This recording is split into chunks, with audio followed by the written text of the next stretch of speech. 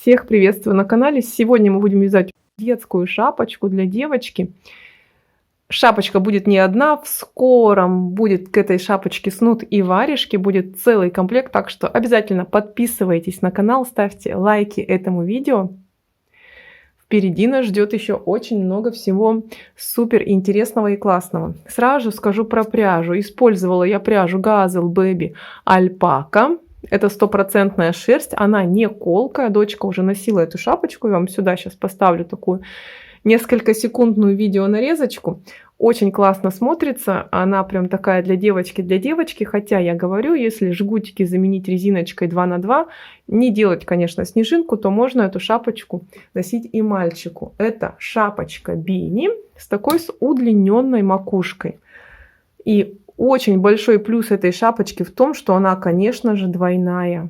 То есть, видите, у меня и здесь лицевая гладь, и здесь лицевая гладь, а на ушках получается вообще 3 слоя. То есть сама лицевая гладь и еще вот этот вот широкий отворот, он высотой 10 сантиметров прикрывает ушки, и шапочка очень теплая. Сегодня я вам расскажу о расчетах. Нам понадобится только лишь обхват головы. Я вязала на обхват головы 52 сантиметра, но эту шапочку можно носить смело 52-54 сантиметра. Спицы я использовала на резиночку 3,25 и основное полотно 3,5. У меня здесь обычная макушка на 4 клина с одной петлей, и вокруг этой петли идут убавления. Для того, чтобы рассчитать высоту шапочки, то есть сколько нам нужно связать от начала до убавлений, мы должны обхват головы, то есть 52, разделить на 3 части. У меня получается 17. Но чтобы шапочка была удлиненной, я добавляю еще 2 сантиметра. И то есть вот эта высота от начала шапочки до начала убавлений у меня 19 сантиметров. Дальше, так как это у меня шапочка бини, макушечка связана с убавлениями в каждом 3-м ряду. Если вы не хотите удлиненную макушечку, делайте убавления в каждом 2-м ряду, и она будет более круглая, не такая вытянутая и остренькая. И все, на этом все расчеты готовы, и можно смело приступать к вязанию. Мой наборный край — это вот этот вот край с имитацией итальянского набора для резиночки вот такой интересной с фигурными жгутиками. То есть я сначала вяжу резинку. С изнаночной стороны она выглядит как обычная резиночка 2 на 2 практически. И затем идет разделение. То есть все изнаночные петли мы отдаем на одну часть шапочки, все лицевые на вторую часть шапочки, потому что, как я говорила, шапочка двойная. То есть обе части нужно провязать. И вот таким образом я разделяла. Сама резиночка, она сильно по голове не растягивается. Вот таким образом она прям такая собранная для того, чтобы создать, да, больше воздуха вокруг ушек, чтобы шапочка была действительно теплая и действительно зимняя. Мы с дочей планируем эту шапочку носить зимой. Зима у нас достаточно холодная, мы живем в Тюменской области. Расход на такую шапочку 100 грамм и буквально еще метров 10, даже меньше, наверное, от 2-го моточка. Чуть-чуть не хватило закрыть макушку. И еще один важный момент, как рассчитать количество петель, которые необходимо набрать для вязания шапочки.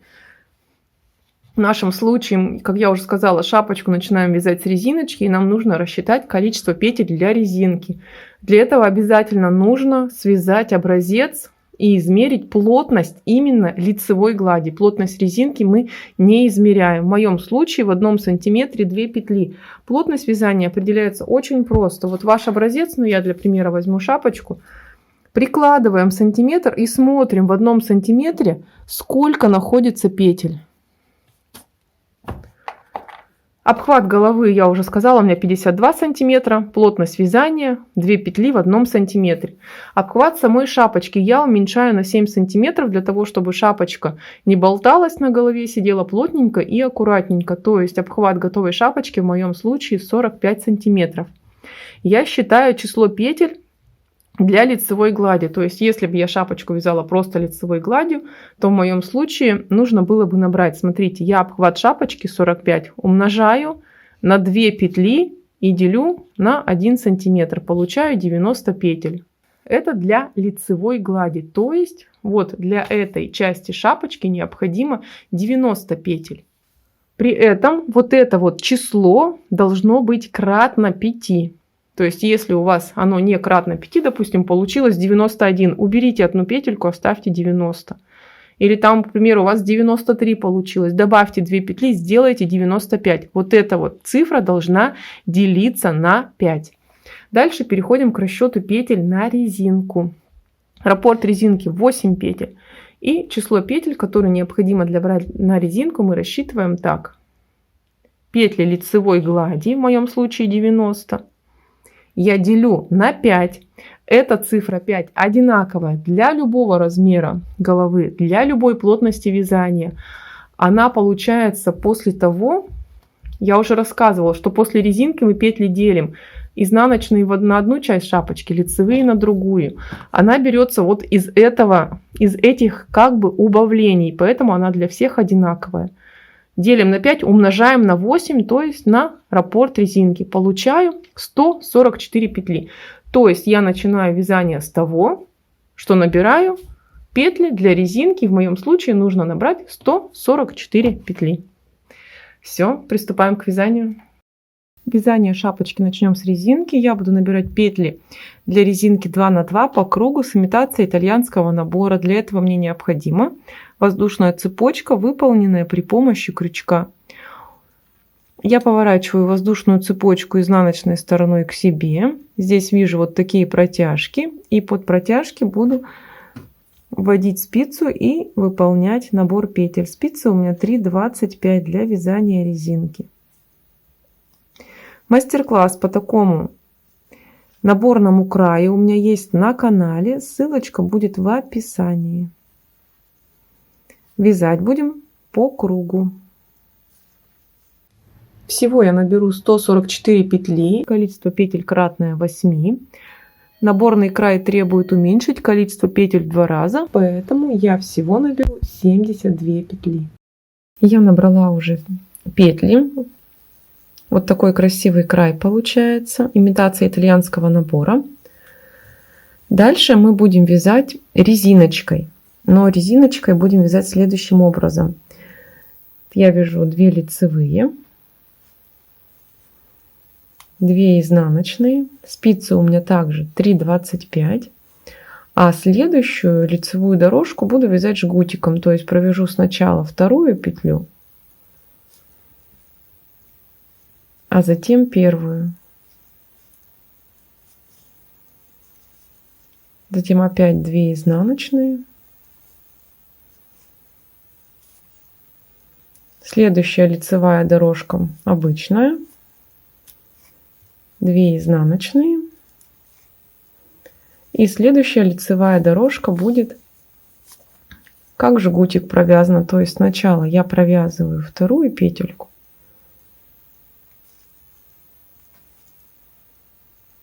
а затем первую. Такие перекрещивания буду делать в каждом втором ряду. То есть видите, что получается? Обычная лицевая дорожка, потом жгутик, лицевая дорожка, жгутик. Все таким образом вяжем резинку на желаемую высоту. Я провязала 10 сантиметров. Вот что получилось. Закончила рядом, в котором у нас идет перекрещивание для жгутиков. И дальше мы будем делить петли на лицевые и на изнаночные и вязать уже основную часть шапочки. Я беру спицы 3,5. Лицевые петельки провязываю. Дальше у меня идут 2 изнаночные. У меня нить перед работой. Я 2 изнаночные переснимаю на спицы 3,25. Затем у меня идет жгутик из лицевых петель. Провязываю первую петлю жгутика и из протяжки между петлями делаю прибавление. Просто поднимаю эту протяжку и подтягиваю под нее рабочую нить. Затем вяжу вторую петлю жгутика. Затем вновь 2 изнаночные, их просто переснимаю. Таким образом провязываем весь ряд до конца. У меня петли разделились на 2 пары спиц. Теперь спицы 3,25 мы оставляем, а будем вязать спицами 3,5 лицевой гладью. И у нас будет вязаться внутренняя часть шапочки. Повешаем маркер начала ряда и вяжем лицевой гладью на необходимую высоту. Поначалу будет вязать неудобно, но это на протяжении буквально 3-4 рядов. Спицы 3,25 будут немного мешаться. Я вывязала необходимую высоту шапочки согласно расчетам. От общего количества петель у меня 90, я отнимаю 4. Это будут линии убавок. И остальные петли делим на 4 части. То есть у меня 90 петель, минус 4 петли остается 86. И 86 я делю на 4, получаю не совсем равные клинья. То есть у меня 2 клина по 22 сантиметра, по 22 петли и 2 клина по 21 петли. Смотрите, начало ряда у меня в середине клина осталось. Отметили наши линии убавок, и сейчас перед и после каждой линии убавки будем провязывать петли парами. Смотрите, я сейчас до первого голубого маркера не довязываю 2 петельки. Выполняем убавление с наклоном в левую сторону. Петлю снимаю, вторую петлю провязываю лицевой и снятую петлю накидываю. Переснимаю маркер, провязываю такую петлю, которая будет определять нашу линию убавок. Переснимаю маркер и следующие 2 петли после маркера провязываю вместе за передние стенки, наклон направо. Такие убавления сделаем возле каждой линии клина. И убавки будем делать в каждом 3-м ряду. Таким образом мы вяжем, пока у нас между маркерами, между нашими линиями убавлений не останется максимум 3 петли, можно 2-3, и затем стянем макушку. Я уже выполнила все убавления. Всего у меня получилось 9 убавочных рядов. После убавки я провязала 2 ряда и больше делать не стала. Посмотрите, между маркерами у меня осталось либо 4 петли, либо 3. И сейчас эти петли я просто закрою методом ромашка. Маркеры можно снять, чтобы они не мешались.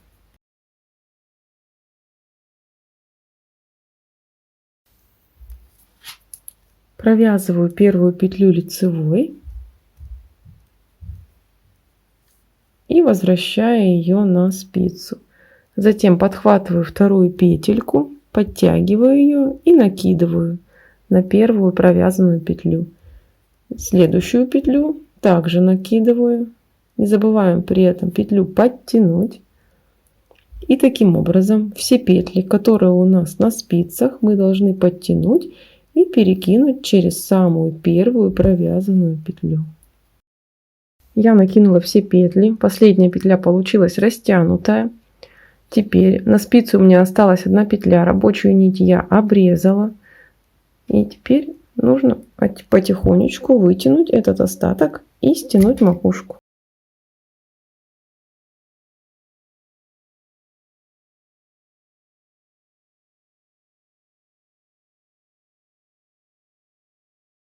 Все, осталось спрятать хвостик на изнаночной стороне. Приступаем к вязанию внешней части шапочки.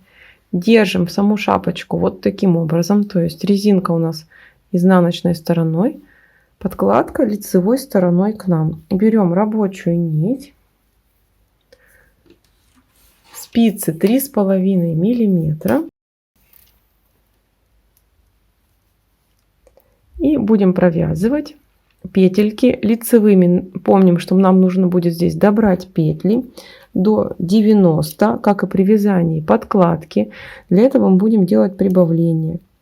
Посмотрите, Одну лицевую дорожку я просто провязываю лицевыми петельками. Во второй лицевой дорожке буду делать прибавление, то есть связала одну лицевую и вот выполняю по изнаночной стороне. Вот здесь мы видим, вот она, протяжка изнаночная, подхватили ее, провязали, и лицевую. Опять следующая лицевая дорожка провязываем без изменений. В следующей делаем прибавку. Поворачиваем изделие к себе изнанкой и протяжку вот от изнаночной петли.